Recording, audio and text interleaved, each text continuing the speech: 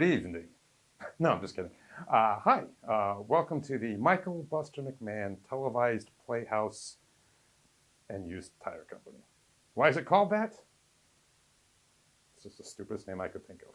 I'm Michael Buster McMahon. Some people like me, some people don't. Most don't know who I am at all, and that's fine. But I wrote a couple plays. Some of them are good, some of them are bad. It's just like when you raise kids. Some of them grow up to be politicians, some of them grow up to be crooks. All right, well, maybe that's not the best example. Don't laugh at that. That's too easy of a joke. But basically, I just wanted to share these with you in a unique way. And we're going to do it as radio plays that are televised. So I hope you like them. The first one, we're doing two today. The first one is a play I like to call The Night I Drove Lydia Home. I like to call it that because that's its name. Why don't we meet the cast? Sue Fopiano. John Scully. Angela Grout. We hope you like this. And now, maybe we'll have some ado later further in the show, but for now, why don't we start the show? Ladies and gentlemen, The Night I Drove Lydia Home. It's a late North Carolina night. Todd is driving alone on a foggy road. Lydia, a beautiful girl in her late teens with tousled hair and a white dress, comes into view. She holds out her thumb. Hey, are you all right? Oh, please help me. I've been in an accident. May I get in? Yes, of course. Thank you for picking me up. I'm afraid I wrecked my car. Well, let me get you to a hospital. No, that's not necessary. You have blood on your head. I'm all right. Just please, if you could return me to my home, that would be great. I really think you need to be looked at. Please, my mother will worry. I could call her. No, please, just take me home if you can. I don't live far. Well, okay. Hey, nice car. Is it new? No, it's about 8 years old. I don't recognize the style. It's a Buick LaCrosse.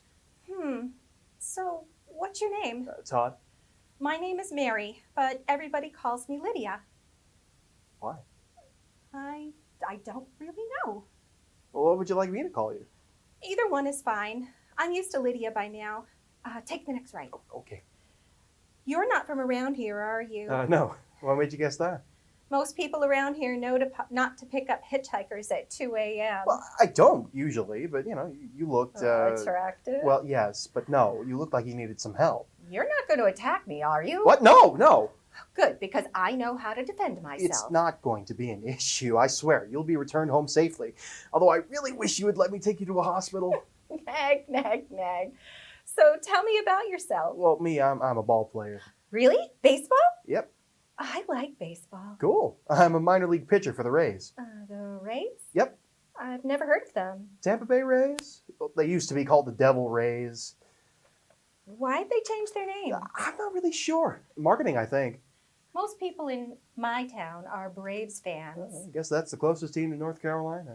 It's a nice town. Small. The population always stays the same.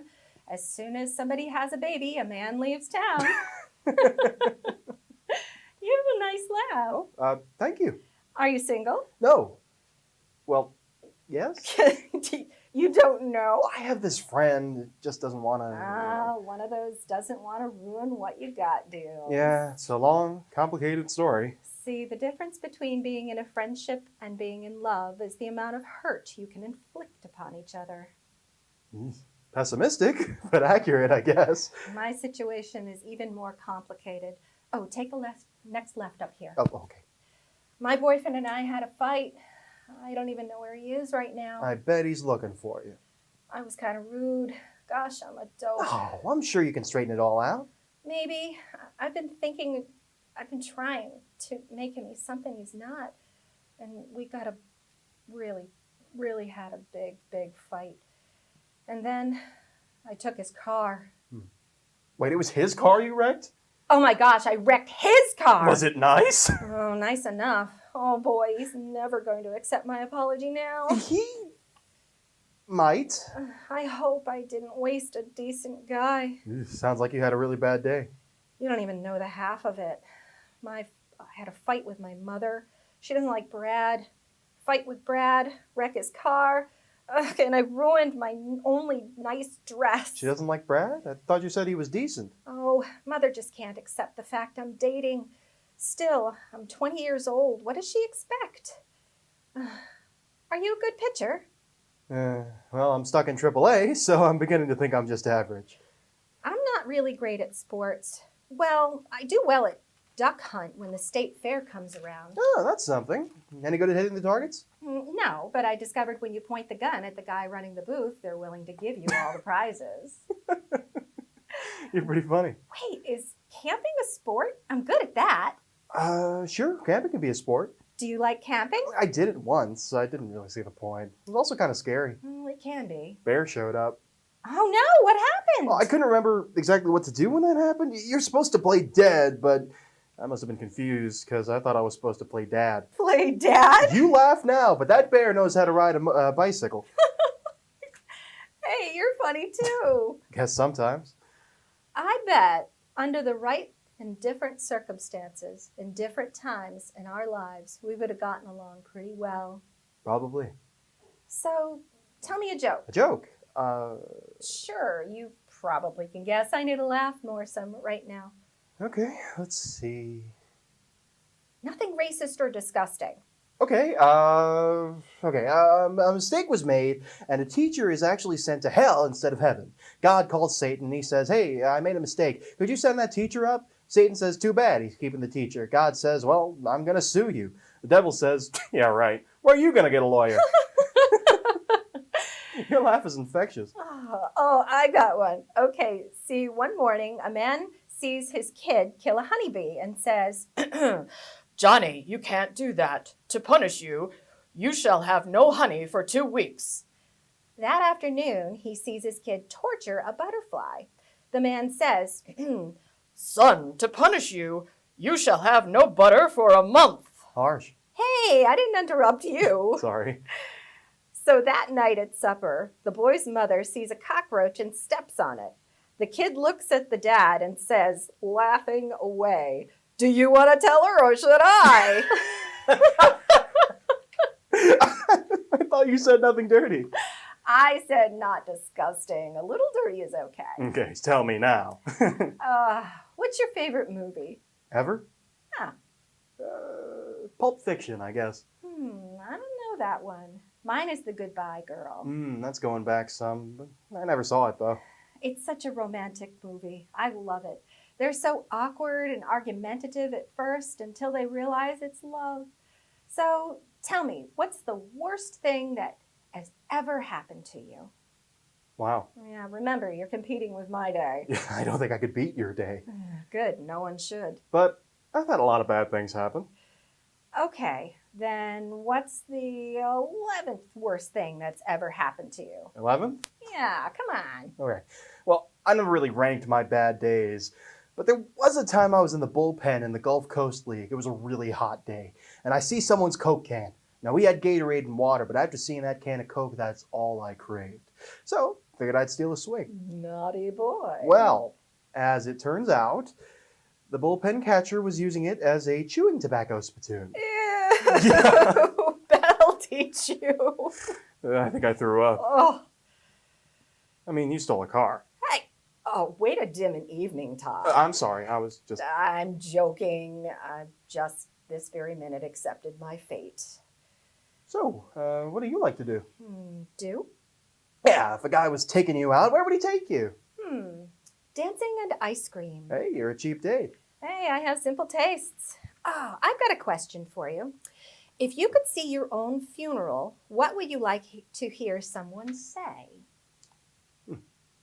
How about someone saying, you know, I was there when he threw his first major league no-hitter? Ooh, lofty. Realistically, I think it would really just be great for somebody to say he was a good-hearted man. I bet there'll be plenty of people who'd say that about you. You were nice enough to help me. What would you like to hear? How about... Look, Lydia's moving. Yeah. Look, Lydia's moved. Perfect answer. Hey, can you sing? No, why? I like to hear people sing. Oh, Adelphi Avenue, that's my street. I must confess, I'm a bit sorry that the trip is over. Oh, me too. Best thing that's happened to me all day. Not exactly a huge compliment, considering. I invite you in, but it is my mother's house. Well, maybe we could go for a drive again sometime. It's the second house on the right. Oh, I hate this part. What part? Remember when I said I had a fight with my mother? It was a bit heated. I don't know if she wants to see me right now. I'm sure she would, especially when you tell her what happened. Promise me you'll get checked out by a doctor tomorrow. I still think you might be hurt. Can you please knock on the door? I'd scare her to death if she saw me. What? No, she'll be glad to know you've been returned home safe and sound.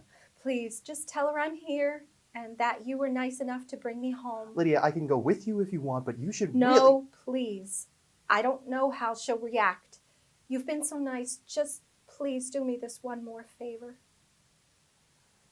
Oh, okay. Thank you. Lydia kisses his cheek. Tell your friend that I told her not to waste a chance on a decent guy. I'll be right back. Okay. Thank you, Todd.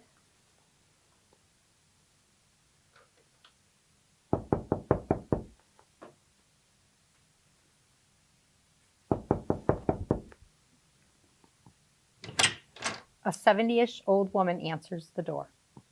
Hello? It's almost 3 o'clock in the morning. Are you knocking on... Why are you knocking on my door? Oh, I'm sorry. Your daughter, maybe granddaughter, is in my car. She's been in an accident. She seems all right, but I really think we should call 911 and get her looked at. Oh, no. No, I think she's okay. She seems to be scared on how you'll react, though.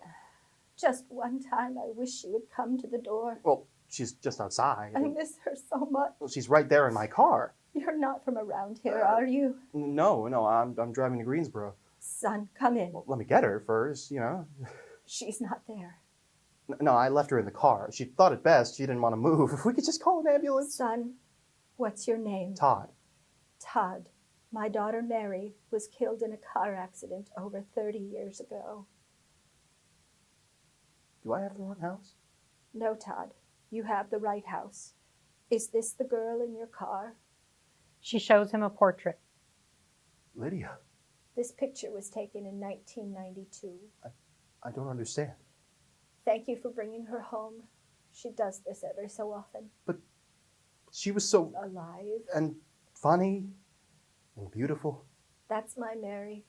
I wish she'd come in to see me. No, I just... Would she's... you like to come in?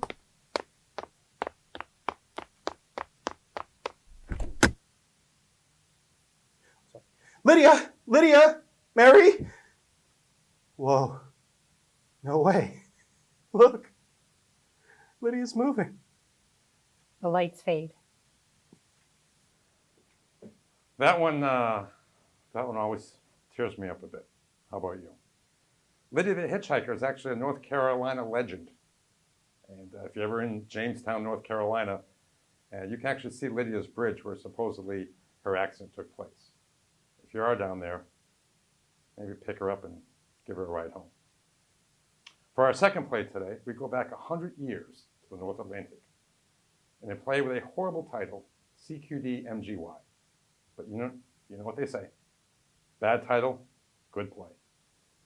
Well, I don't know. Maybe somebody says that. You want to meet the cast? Well, too bad. We're going to do it anyway.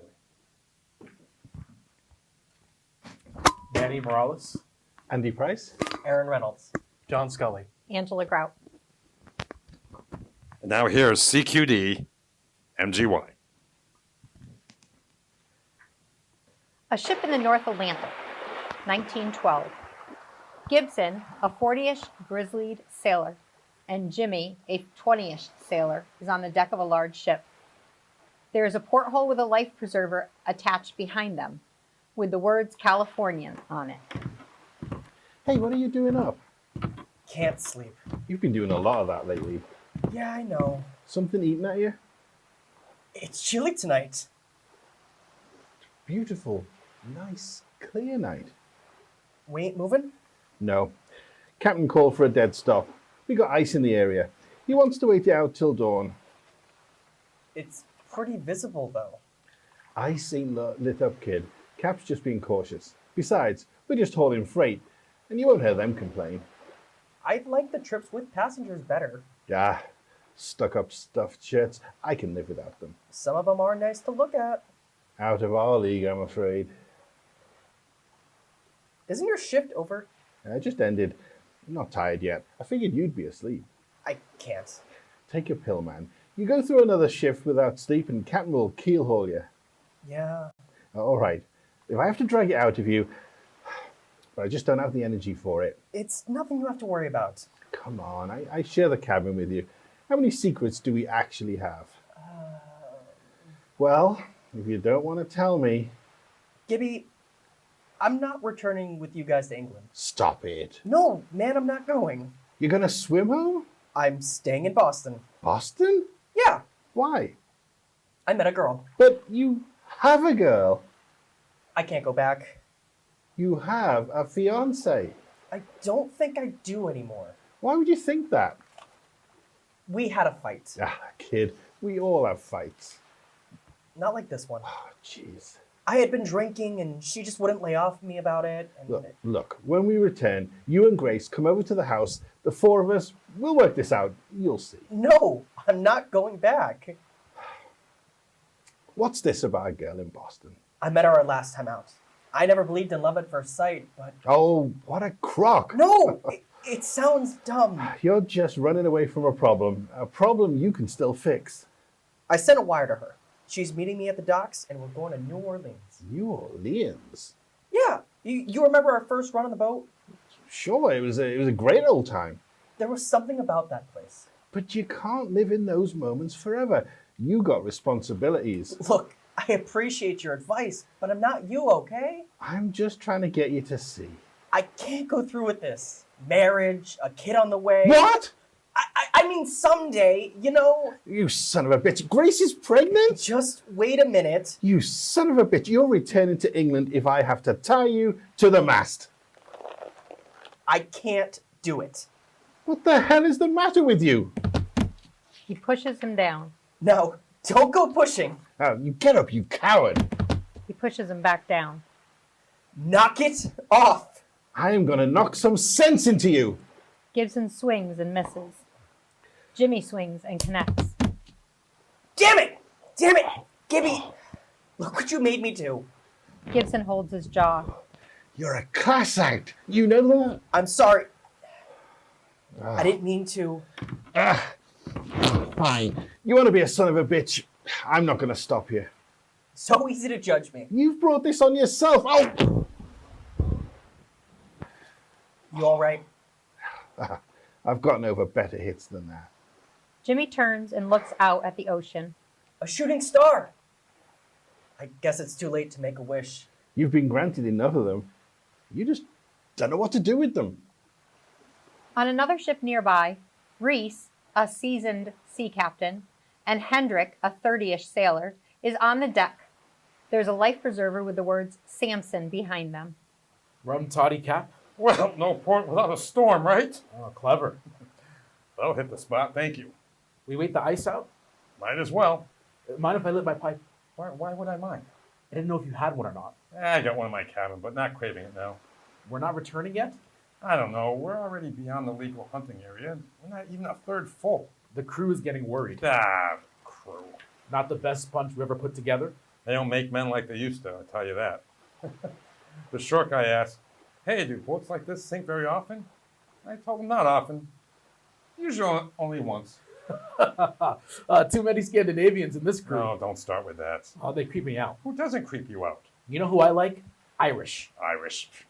Tell an Irishman that there are 400 trillion gallons of water in the North Atlantic and he'll believe you. Put a wet paint sign on the rail and he'll have to touch it to be sure. I bunked with an Irish Catholic before I signed on here. He wasn't a whiskey drinker, though. His preference was wine. The Irish don't drink wine. They'll drink anything. But the captain had a strict no alcohol policy, so he had to hide his bottles. But they were found, and he claimed it was water. The captain didn't believe him at first and checked. So the guy looks in the sky and he says, "Oh, my powerful Lord, another miracle." The Irish we had last year practically got us thrown out of Isidore.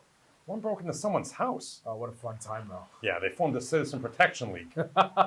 Yeah, we're legends. Love the Irish. Brits are cool, too. Hey, do you ever think Brits sit around and try and do American accents? Nah, no love for Brits from me. There's a British captain that cheated me out of a sweet bonus my first sail. What? And we found an abandoned boat, and he promised full shares to all the crew. Never saw any of it.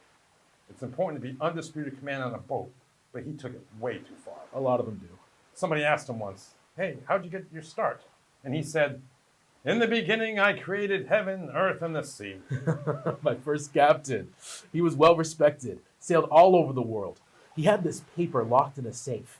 Every day he'd open the safe and read the paper and would put it back. I always wondered what it was. A letter from a loved one or some great inspirational quote, until one day I actually saw what it said. Yeah, port means left, starboard means right. Pretty old joke. Ah, you've heard it. Yeah, I think it was told on the Mayflower. So what kind of boat did you find? 30-footer. Never found a boat. Oh, you're not going to tell me the weirdest thing you've seen? Nah, Good. but I've seen some weird things. Everybody has. No one knows what's really out there. You know when you're close to shore and how the water looks right after a storm? Sure. This thing comes out of the water. It has human-like head and scales, and it looked right at me. A mermaid? No, hairless head, body covered in scales. Ugliest thing I've ever seen. I bet. I don't tell the story very much. Oh, I'm sure a lot of people have asked you how you met your wife. Oh, you want to start comparing wives, huh? Yours must be a saint. Okay. I was waiting for an insult and you caught me off guard there. Putting up with you makes her a saint. You get it? Weak. But yeah, she's loyal. I told her if I ever died at sea, sell all my stuff. She said, "Why?" I said, "Because if you remarry, I don't want some jerk getting it." She said, "No, why would I marry another jerk?" So what's the weirdest thing you've seen? Ah, No, I bet you've seen a lot. well, plenty of things. But the scariest I've ever been underwater was in a river. A river. Yeah, the banks of the Mississippi. We used to dive into it as kids. So murky, but you could grab carp with bare hands. Really? Oh yeah. But as I said, you couldn't see very far. Suddenly I swim by a catfish laying across a rock. This thing was huge. Just there with its mouth open, waiting for something to swim by. Its mouth was, I swear to you, 3 feet wide. A 3-foot mouth? Swear to you, no exaggeration. Last time I ever went down there. Speaking of found boats, ever heard of the tale of the Ellen Austin? Of course. I heard 27 versions of it, actually. None of them are true. Well, no. I knew it. Yeah, you knew a guy whose uncle was on the ship that found it. Yeah. You don't believe the tale? All sailors are liars, kid. Except you and me, of course. And actually, I'm not so sure about you. Hendrik looks out into the horizon. Whoa. I think I'll turn in. That's a bright star. Probably a planet. You can see Mars in the sky in April. Not too low. Look, there's 2 of them now. Oh, yeah, I see them. I'm heading up the mast. Hendrik runs. Careful, laddie. What do you see? Not stars. Looks like lanterns. No, maybe rockets. Whoa! We Another shooting return star. to the conversation on the Californian. Wait a minute. What's going on? That's not a shooting star. Do you have your binoculars? In the cabin. Get them. Jimmy runs off and returns with a pair. What is it? Rockets. There's a ship over there firing rockets. Kind of late for a fireworks show. What kind of ship is it? I don't know. Call up to Stone. Stoney! Stone! Stone pokes his head out through the porthole. What are you yelling about? We've got a ship firing rockets to the south of us. Yeah, she's launched a few already. Who is she? Not sure. Evans was waltzing with her earlier, trying to tell her we were here waiting for out the ice till morning. Wanted to warn her. Yeah, well, she wouldn't be stopping. They got schedules. Yeah, they basically told them to zip it. They were trying to receive messages from loved ones back home. Have Evans try and reach her again. Evans went to bed. Wireless is off. Wake the captain. Tell him we've got rockets going off to the south of us. He ain't gonna be happy about being woken. Stone leaves. Damn it. Just do it. Ships don't fire rockets in the middle of the night for no reason. Maybe they got a midnight party going on. You know those high rollers. High society goes to bed by 10. You don't think she's in trouble, do you? I don't know what I think. Stoney returns.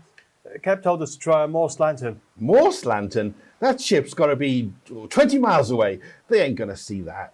It's probably nothing. We should head over there. Too dangerous. So we do nothing? Meanwhile, back on the Samson, Rockets? Yeah, should we go see what's going on? Put me in trouble. I'll wake up Johan. No, Cap?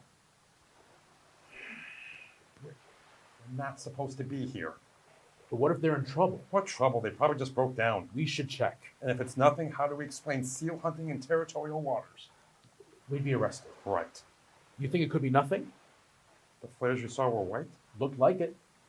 Probably just a collision warning to a passing ship. Yeah, I guess that makes sense. I wish we had a radio. Get your one up anyways. We should get out of here just in case that ship is heading this way. Right, Captain. The conversation on the Californian. Look, she probably blew up a rudder or ran out of champagne. Whatever it is, can wait till morning when we have a clear path through the ice. He's probably right. We'll check on them in the morning. If it was something worth worrying about, do you think the captain would have gone back to bed? Yeah. I mean, we got our own dangers here to worry about. Back on the Samson. Henrik, if the conditions were different, you know we'd check it out. Understandable, sir. On another ship, John and Harold are wearing life jackets, seated at wireless desk tapping out Morse code. The letters MGY appear on a plaque on the wall. CQD-MGY. CQD-MGY. 411.4 north, 50.24 west. Have struck a bird. CQD-MGY. CQD-MGY. So far, Carpathia is the closest response? 58 miles away. Oh, God, that's about 5 hours at best. Try the new SOS signal. SOS. MGY. This is Titanic. We've struck an iceberg and are sinking by the head. CQD SOS MGY. 411.4 north, 50.24 west. CQD SOS MGY. CQD SOS MGY. Lights slowly fade.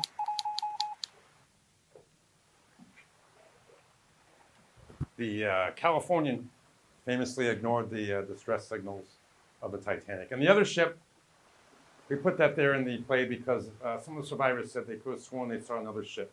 But it was, nobody really knows if it was there, but it was a good way to break up the scene. So we put it in there. I really hope that you enjoyed the show, and I hope that you will come back to future episodes. I'd like to thank everybody at Channel 15, the cast and crew. I am Michael Buster McMahon. Drink your milk with both ways before crossing the street, and never ever give up your dreams. Good times are coming your way. Life is just a song. Come on and sing along, 'cause it's a beautiful